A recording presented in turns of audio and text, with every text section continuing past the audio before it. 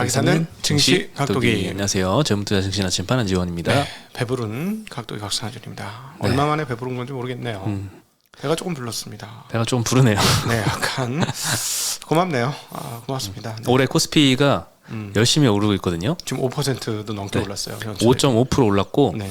오늘은 코스피는 좀 쉬었는데 코스닥이 2% 올랐습니다. 그래서 올랐습니다. 열심히 이제 코스닥이 그동안 좀 부진했는데 코스피 키 맞추려고 오늘 네. 좀 열심히 달려와서 코스닥도 올해 들어서 4.5% 네. 네, 둘 다 거의 5% 내외씩 상승을 많이 했습니다. 저는 오늘 조금 상승폭이 좀 있었습니다만은 아직도 언더퍼폼이 아닌가 싶습니다. 시장 대비로 올해 시장 아웃퍼폼하기 힘드네요. 그렇죠. 삼성전자, 하이닉스 뭐 이런 대형주들이 많이 올라가지고 아웃퍼폼하기 만만치 않은데 그래도 시장이 이렇게 오르면 기분이 좀 좋긴 하네요. 네, 그렇습니다. 네.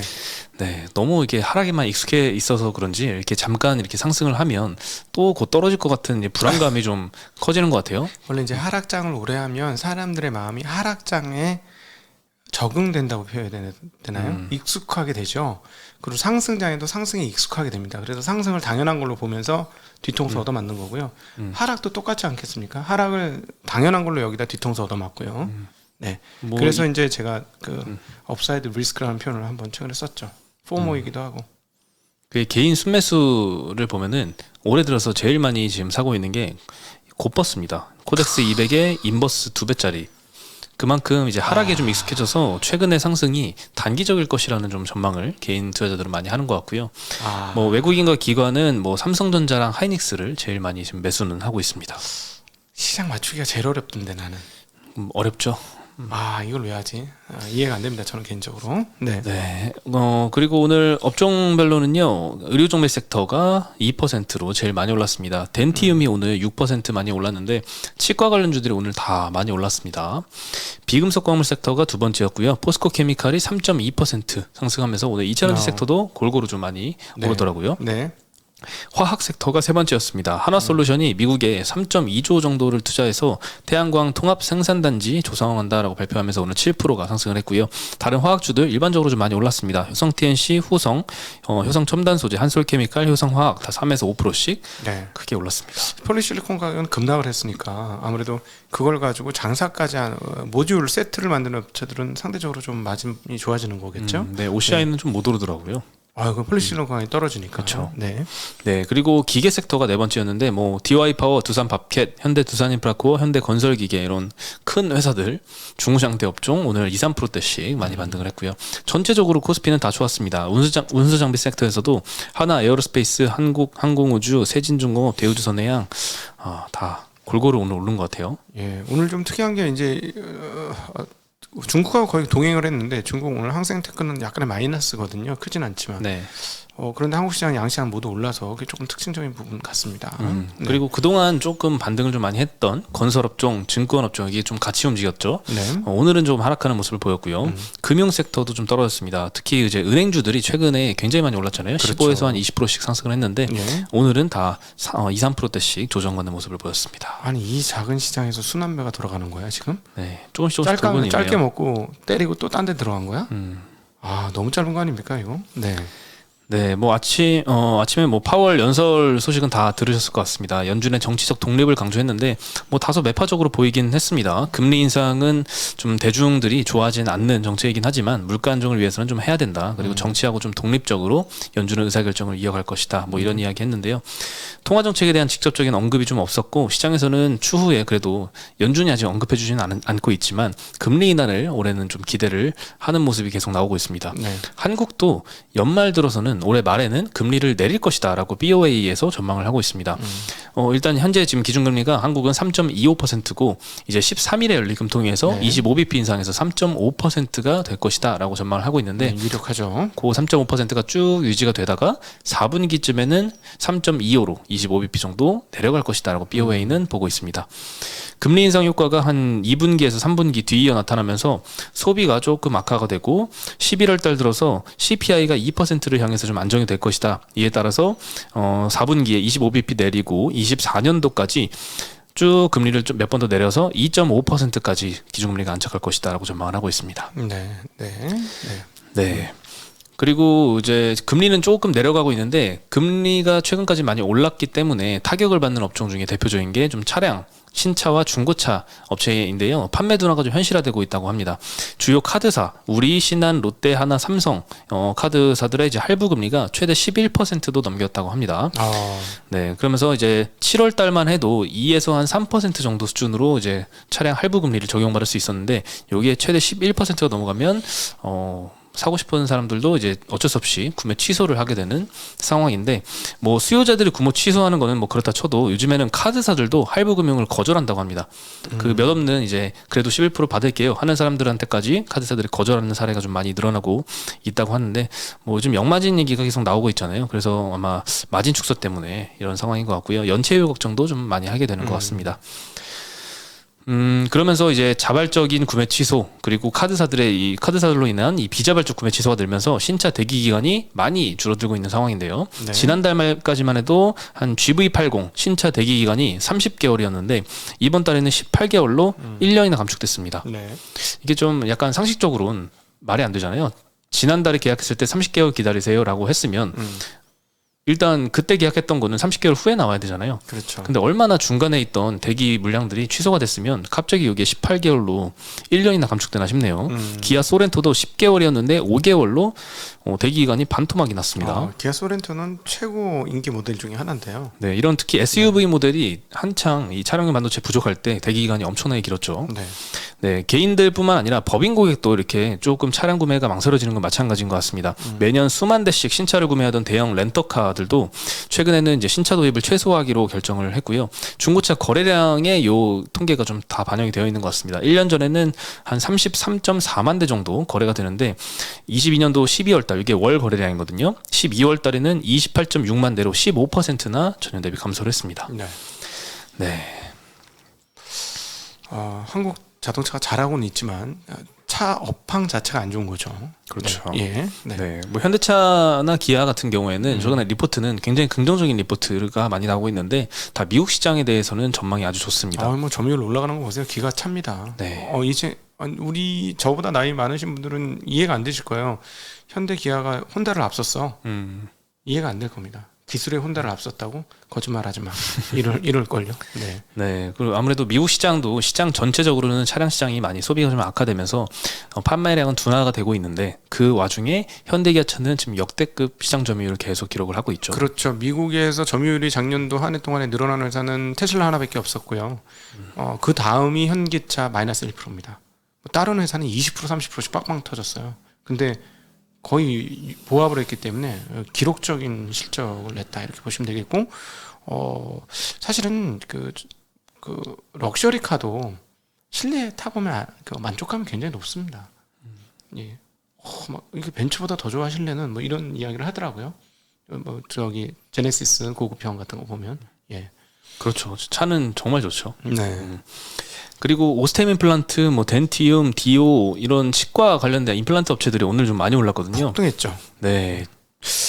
중국이 오늘 임플란트 VBP 입찰 결과를 발표를 했습니다. VBP는 예전에 이거 참 불안했던 정책이었잖아요. 중국 국가 차원에서 좀 대량 구매를 해서 단가를 좀 후려치지 않을까. 그래서 좀 수익성이 좀 타격을 받지 않을까 싶었는데 입찰 1위를 오스템 플란트가 있습니다. 49만 세트 정도 낙찰을 받아서 입찰한 회사들 중에 최다 수량을 기록을 했다고 하고요. 오스템 플란트 관계자는 이익을 크게 훼손하지 않으면서 판매 수량을 극대화할 수 있는 입찰을 냈는데 계획대로 낙찰이 됐다고 합니다. 네. 이게 참 의미 있는 것 같아요. 네, 우리가 좀 수량만 높이기 위해서 마진을 왕창 깎아 먹어서 그렇게 입찰을 했으면 이게 뭐 1등을 해도 오히려 마이너스일 텐데 네. 이익을 크게 훼손하지 않으면서 판매 수량을 극대화할 수 있는 나름의 이제 계획을 짜서 그 해당하는 수량만큼 입찰을 냈는데 계획대로 낙찰됐다면 마진도 그렇게 좀 잘 방어를 하고 수량도 많이 늘면서 당연히 단가는 떨어질 거예요. 단가가 떨어질 테지만 수량으로 그걸 극복을 해서 오히려 이전보다 더 매출은 확연히 성장하는 모습을 보여주겠죠. 네, 그렇죠. 최소한 네. 그래서 오히려 이 VBP에 대한 우려가 없어지고 이게 오히려 호재이지 않을까 이런 기대가 좀 많이 생기고 있는 것 같습니다. 네. 예, 오스템 임플란트가 오늘 9.4%나 상승을 했고요. 덴티움도 6.2% 상승을 했고 디오도 5.5% 올랐습니다. 네. 네, 그리고 덴티움도 오늘 한투에서 리포트를 냈는데요. 1분기까지는 이제 중국에서 코로나 확산 영향 때문에 매출이 감소하겠지만 2분기부터는 중국 전체에서 이 치과 방문자 수도 좀 회복이 되고 임플란트 시술 비용 인하를 통해서 수요가 많이 증가해서 중국 매출이 반등할 것이다 이런 전망을 했습니다. 입찰 상한 가격이 기존의 중국 ASP 대비해서 한 17% 하락한 794위안 정도가 결정이 될 것이다라고 전망을 했거든요. 그러면 실질적인 이 ASP 하락, 아무래도 이 VBP 정책 시행 이후에는 단가는 조금 떨어질 수밖에 없죠. 그거를 한 20% 정도 떨어질 것이다라고 보고 있는 것 같고요. 중국 업체들의 ASP 하락도 당연히 중국 업체들이라고 피할 수 없겠죠. 17% 정도 하락할 걸로 보이는데 한국 업체라고 그렇게 중국 업체에 대비해서 이렇게 크게 차별받지는 않는다라고 좀 평가를 하는 것 같습니다. 네. 그래서 오히려 판매 수량 증가가 좀 올라오면서 규모의 경제 효과가 기대가 된다 이런 리포트는 났습니다. 네. 네, 그리고 영업이익률은 다시 봐도 깜짝 놀랐는데 4분기 기준으로 한 34%가 예상이 됩니다. 굉장히 고마진 기업입니다. 네. 네, 그래서 뭐 단가가 뭐 조금 떨어지는 거는 충분히 좀 방어력이 있는 업체들인 것 같습니다. 그리고 은행주는 사실 오늘 좋은 기사가 좀 났거든요. 지난번에 신한지주가 자본 비율의 12%를 넘는 부분은 주주환원을 쓰겠다. 네. 그래서 이거를 뭐 단순 계산을 해보면 그 RWA라고 위험 가중 자산, 거기 한 신한지주가 작년 3분기 기준으로 한 300조 정도 되는데 신한지주가 보통 13% 정도였거든요. 자본 비율이. 근데 그거 12% 넘기는 걸 다 주주 환원하겠다라고 하면 1% 정도 쓸 수 있는데 300조 1%면 3조 쓸 수 있고 작년도에 1년도에 현금 배당이 1조이기 때문에 3조면은 굉장히 기존 대비 큰 배당 여력이 생기는 건데 그걸 물론 한 방에 다 주진 않고 굉장히 좀 장기간에 걸쳐 나눠주겠지만 어쨌든 굉장한 호재처럼 좀 받아들여졌거든요. 근데 네. 이번에 하나금융지주가 자사주 1,500억을 소각을 검토한다 이런 보도가 나왔습니다. 이 정도까지 뉴스 나왔으면 해야 되는 거죠. 네. 하나금융지주에서는 뭐 구체적으로 결정된 바 없다라고 했는데 뭐 항상 뭐 어느 정도는 사실인 걸로 인정한 게 아닐까? 이게 격한 전혀 없는 사실이다. 이 정도의 논조가 아니면 대부분 사실이라고 받아들이고 있거든요. 그렇죠. 현재 자사주도 한 2천억 정도 보유하고 있는 것 같은데요. 그중에 1,500억 정도 소각을 검토한다라고 합니다. 네. 지난번에 22년도 4월 달에 1,500억 규모로 자사주 소각을 한번 했었거든요. 그때가 이제 지주사 설립 이후로 처음으로 했었던 소각이었고 이번에 두 번째 시도를 과연 시행을 할지가 주목이 됩니다. 뭐 올해 주주총회 전후로 좀 빨리 결정을 해서 네. 현실화됐으면 좋겠네요. 그렇죠. 네. 그리고 뭐 신한주주 그때 그 경영 포럼 이후로 15%에서 한 20%씩 은행주들이 다 올랐는데 오늘은 좀 정부의 은행 규제 이슈가 좀 나와서 은행주들 하락에 좀 영향을 끼치지 않았나 싶거든요. 정부가 요새 들어서 또 은행에다가 태클을 좀 걸고 있습니다.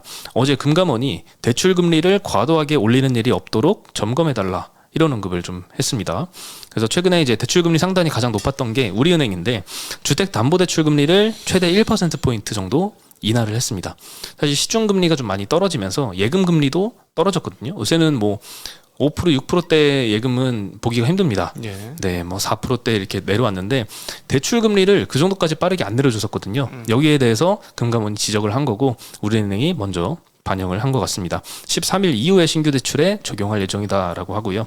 그리고 뭐 은행들이 요즘에 뭐 희망퇴직도 많이 하지만 이제 성과급도 많이 주고 있는데 300%에서 한 400% 정도 성과급을 지급한다고 하는 움직임에도 단기 성과로만 판단하지 말라라고 금융당국에서는 경고를 하고 있습니다. 네. 다만 주주 환원에 대한 태클은 이제는 조금 안 해줬으면 어떨까 네네. 싶네요. 그 배당 현금 유출 싫으면은 주식으로라도 주식을 태우든지. 네.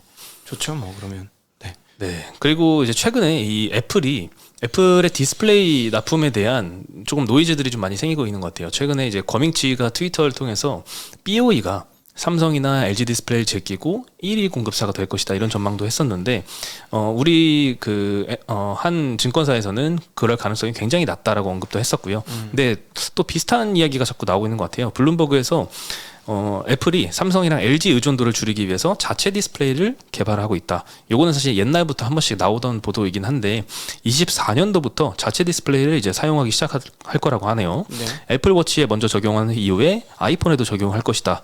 만약에 이게 현실화되면 지금 점유율 굉장히 많이 차지하고 있는 삼성 디스플레이가 아마 타격을 좀 많이 받지 않을까 싶고요.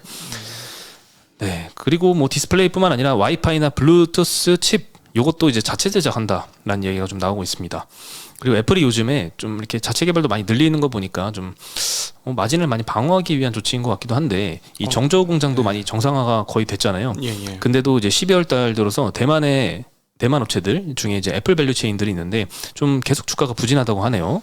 그 이유가 이제 애플이 부품 업체들의 가격 인하를 좀 거세게 요즘 요구하고 있다 이런 소식도 좀 있었습니다.